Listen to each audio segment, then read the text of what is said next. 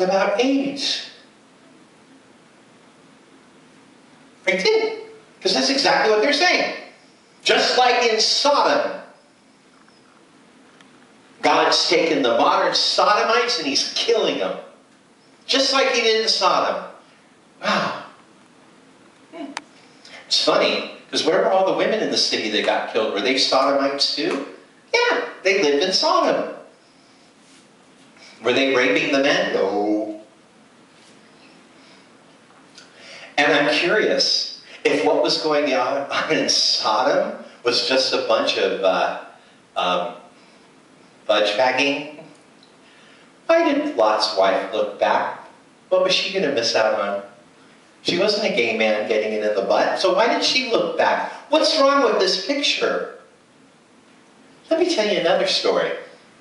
There's an entity called Satan who hates God. And Satan knows all the angels. Satan was the only one present that day who knew who those men were. Maybe the depravity of Sodom was all those men were in a meeting figuring out a way to cheat on their taxes. And that's what God got mad about. Look, they're miserly. I don't want the Jewish people to have any history of being miserly. So I'm going to wipe out the miserly influence and see if that helps. That's probably the one I'm going to get killed over. But seriously, I don't know. And so they're gathered together. They have this cabal of evil happening. And all of a sudden, Satan sees the two angels and goes, oh my gosh, watch what I can do. Hey, boys, why don't we get a little group mentality going, lynch mob mentality going, and oh, why don't you go over there and look scary, and hey, how about you? Why don't you say, let's beat him? Why don't you say, no, let's really scare him. Let's say we're going to rape him. That's what they said they were going to do. They didn't say they were going to make love to them and be gay. So let's start with, this is not a gay story. This is a violent story. This is a violent story in a violent culture in a confusing period of history, and we have just a little information. But what we have gotten from it, is a word equivalent to nigger that we use in the church to alienate and expel an entire group of people and say it's in the Bible, and it's not. There's nothing in that passage of Scripture that says anything about being gay. It says nothing about being gay. Because rape, no matter who it is, has nothing to do with the gender of the participants and their sexual orientation. Okay, that's a fact. But I want to get to another fact. First off, it doesn't say anything about the type of sex. Second off, we don't know exactly what they were inferring. Because what exactly they said is, bring them out here so we can know them. So we can know them. It is sexual, meaning there was going to be an act of some kind of debasement if what they said was even true. Well, I told Randy Rubin that when he came outside that I was going to burn his eyes out with cigarettes, and I didn't have any cigarettes with me. And when he got outside, I shoved him once and ran home scared. So there's a big difference between saying you're going to rape someone and what you really intend to do and what really would have happened. And that doesn't mean that the whole city was off somewhere having debased sex all day and they couldn't get enough and they had to get 2 more men into it, which is exactly how this is preached.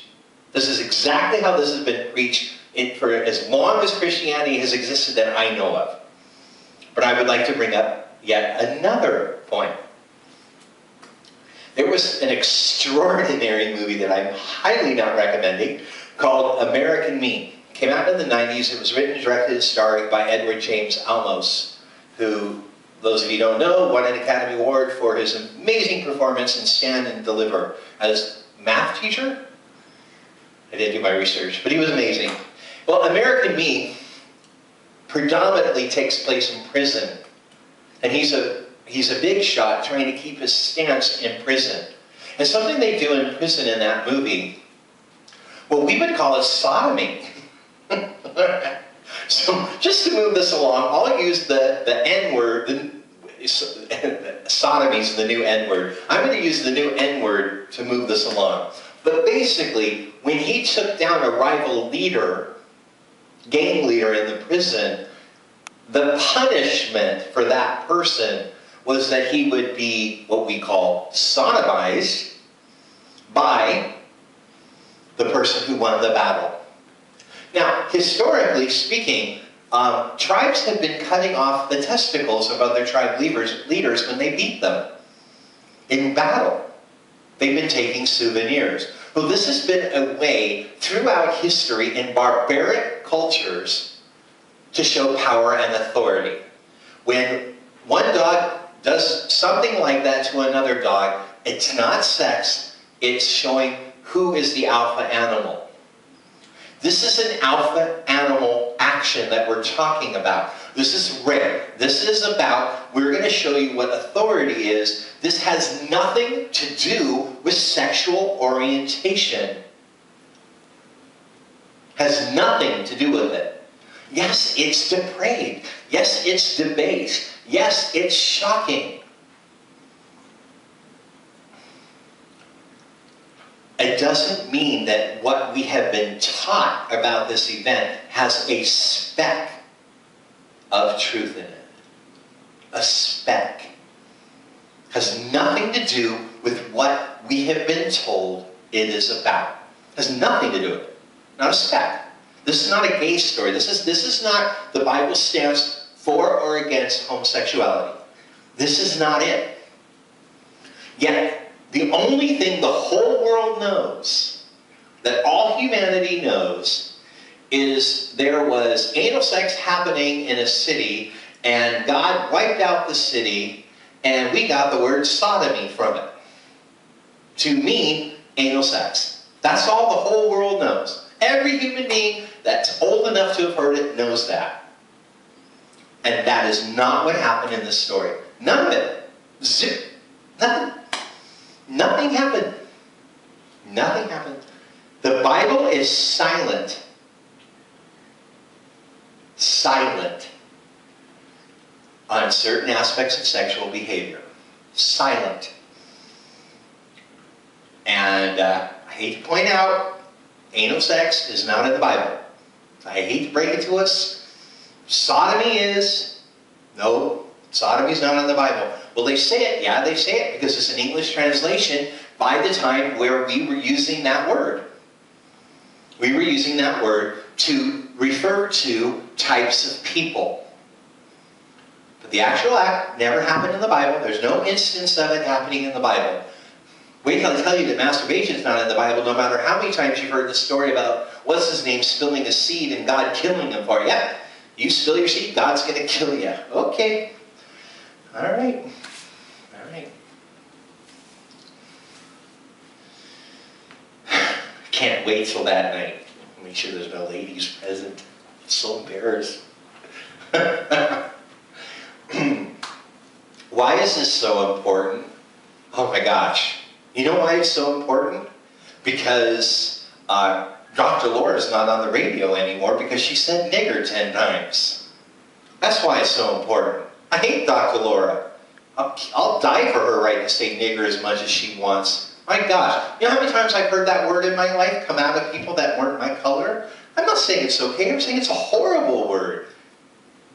Don't go after me for being racist. I'm using it as an example because it's offensive. Well, sodomy is offensive. Sodomy is offensive. Not the act. Because there is no act of sodomy, because sodomy is not a real word for it. Sorry. It's not a real word for it. It's a fake word. And someone made it up. Someone made it up. Someone spread the rumor, and someone published it in a translation of our Bible that we have forevermore. That's all. Wow. What would you do if I put out a Bible that called black people niggers? What would you do about it? What's the difference? Please explain what the difference is. Oh, and I know the difference is we like the niggers, but we hate the queers. That's the difference.